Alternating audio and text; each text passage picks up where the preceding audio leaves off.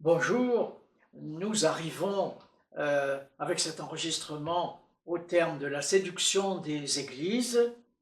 Euh, je vais terminer avec l'évocation d'une religion mondiale officielle, d'un nouveau palier qui a été franchi depuis quelques années. En Apocalypse 17, il est question de la Babylone apostate et plusieurs des caractères qui sont annoncés sont en train de devenir une réalité. On dit dans certains milieux que le Saint-Esprit favorise l'établissement d'un monde meilleur, plus fraternel, par le dialogue interreligieux. Les membres des autres religions répondent positivement à l'appel de Dieu et reçoivent le salut en Jésus-Christ, même s'ils ne connaissent rien de l'Évangile, même s'ils ne connaissent rien de Jésus, qu'ils ne le confessent pas comme sauveur. En mai 2013, le pape François a soutenu cette théorie du salut universel. Et peu de temps après, il s'est rendu à Saint-Jacques-de-Compostelle lors d'un voyage et les religieuses avaient prévu de distribuer des images saintes ou éventuellement des petits médaillons. Le pape a refusé cela et leur a fait distribuer des mains de Fatma. Donc, la main de Fatma, c'est quand même les 5 piliers de l'islam, c'est l'hommage à Tanir, qui est une déesse berbère. Les puissances, les pays persécuteurs des chrétiens sont mis à l'honneur par le pape, notamment certains pays islamisés. Et les agissements récents de ce pape se démarquent de plus en plus du christianisme. Je sais que certains qui m'écoutent sont des amis catholiques. Je ne peux pas vous cacher la vérité. L'humanité doit remplacer, ou l'humanisme doit remplacer l'Église et la chrétienté. Les droits de l'homme doivent se substituer à l'Évangile. Et la forme terrestre du royaume de Dieu est la démocratie mondiale.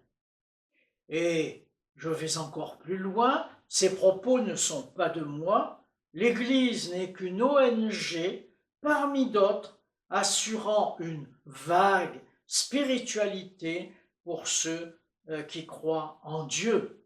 Et 3 octobre 2020, l'encyclique Fratelli Tutti renforce ces orientations.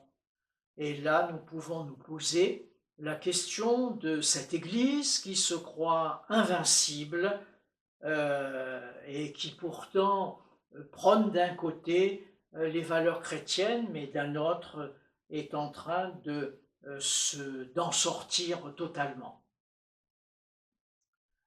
Dans l'Apocalypse au chapitre 13, la bête fit que tous, petits et grands, riches et pauvres, libres et esclaves, reçussent une marque sur leur main droite ou sur leur front, et que personne ne put acheter ni vendre sans avoir la marque, le nom de la bête ou le nombre de son nom. Cela donc sera une société réglementée, sans circulation de monnaie, avec un numéro inscrit sur notre front ou tatoué sur la main pour chaque être humain, ou bien on introduira la micropuce comme acte de soumission à l'Antichrist. Vous savez qu'en Suède et au Danemark, il y a des tests, et aussi à la demande d'une grande enseigne commerciale française, il y a une société dans le nord de la France qui est en train de mettre au point la puce. Un gouvernement mondial est envisagé Et toujours dans le même chapitre 13 de l'Apocalypse, il fut donné à l'Antichrist le pouvoir sur toute tribu, tout peuple, toute nation et toute langue. Il se fera lui-même passer pour Dieu et beaucoup de croyants seront séduits. Beaucoup annoncent que le futur gouvernement mondial doit être basé sur le spirituel. Et d'ailleurs, la charte des Nations Unies doit être complétée par une charte des lois spirituelles. L'apostasie approche. L'apostasie est le fait d'abandonner la foi pour un croyant, de Thessaloniciens chapitre 2 ou Luc 21, 34. Soit les chrétiens auront été enlevés, soit ils subiront la persécution. Je n'entre pas dans la controverse de ce qu'on appelle le millénium. Certains pensent que ces fameux 1000 ans seront avant l'enlèvement de l'Église, d'autres après l'enlèvement de l'Église, et enfin certains aboutissent à la conclusion qu'il n'y aura pas de millénium. Donc je n'entre pas dans ce qui constitue une querelle. Dans les églises se rencontrent déjà beaucoup d'apostats, niant tel ou tel aspect de l'évangile. Par exemple, les Mormons, entre autres, enseignent que les hommes peuvent devenir des dieux.